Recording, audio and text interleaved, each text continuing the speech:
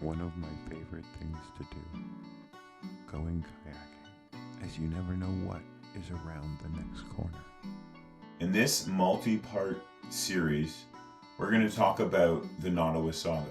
We're going to take a look at Willow, Jack's Lake, and then the stretch from Klondike Park to Schooner Town. Safety is the most important thing. So when you're in Willow, you should take a guide and make sure that you have your life jacket and all of those important things that you might need. Because Willow is a very scary place, potentially. The entrance to Willow Creek is missed by most people because it's just a little parking lot on the side of George Johnson. In the springtime, it's filled with people. This is not a kayak or canoe for the average kayaker. It is suggested that you take a guide. But follow me as I kayak down the river and show you the beauty of Willow. How many people have been lost there? People every year. Wow, every year people get lost, all because they don't take a guide. They go in search of the beauty of the Willow. And she is beautiful, with all of the animals and nature and the spots that you can see. But don't get lost. Be smart. Take that guide. The Willow can also be very shallow in spots. So another advantage of having a guide is maybe you don't always have to paddle through those shallow spots. You gotta pull too, old guy. Aw, thanks. The Willow is about a 6-hour kayak. Depending on the flow of the river, it can be a little bit less. And how much you paddle, it could also be a little bit more than that. Yeah, like what's your favorite part of Willow? Oh, I like it when it's really high and the swamp is full. And we didn't really see it this year, but where there's just no channel and you just paddle. This is the reason you need a guide. And yes, there are a couple trees with signs that let you know where you are, but you don't want to be the reason that a helicopter gets called to the wetlands. The end of the summer, and two people tried to go through, and or maybe the fall, two people tried to go through in a tandem, and they couldn't get through, and they had to call for 911 and got a helicopter rescue. Don't worry, they were safe. I bet you they wish they had a guide.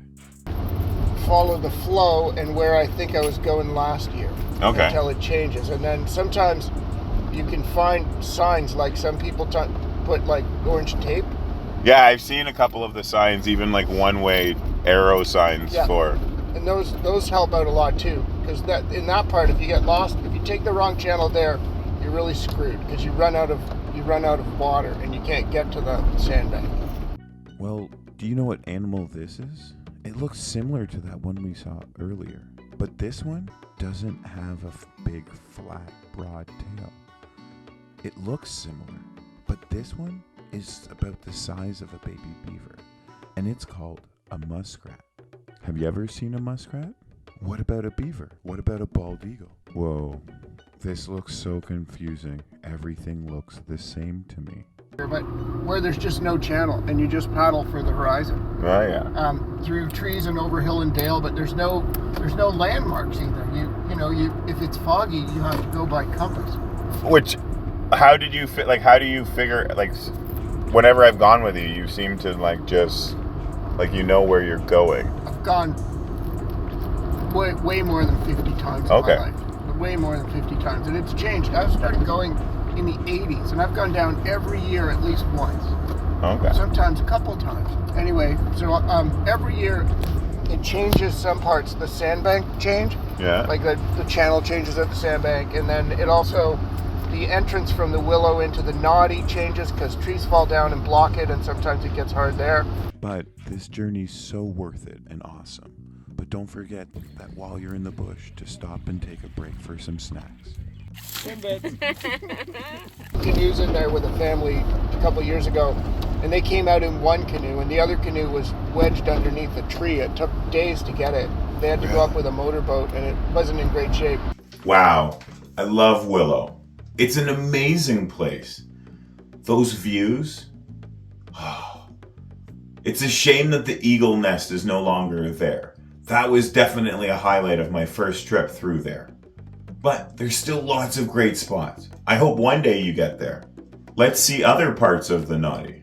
So many animals to be seen. Is this your first time? Yes, yeah, it is. Oh, nice. Enjoy. These two are headed to Jack's Lake in search of the infamous bald eagle's nest. Yeah, they're hoping that maybe they see it. If they're really lucky, they might get to see an actual bald eagle. Yeah, there's sometimes adults or juveniles like this one. Getting to see a bald eagle is such a special moment, I think. One of the other animals that you can spend time with on Jack's Lake is a beaver. And not only will we hang out with beavers, but we'll actually go underwater with some ditch beavers on the Nottawasaga. Oh. And then we'll actually get to hang out with one of my favorite animals of the Nottawasaga. Yeah, that's right. Those are river otters. And we'll hang out with them as they're feeding, hunting. And after we've spent time looking at the animals on Jack's Lake, we're gonna, in part 3, head to Schooner and we're gonna look at the sand dunes. We'll even learn a little bit about rocking the river, an epic waterfront kayaking experience where you listen to live music as you float by. We'll even check out the most lit event on the Nottawasaga, night kayaking with free Sipirt tours. Thank you for watching. Please like, share, subscribe, and until next time, keep enjoying the wildlife.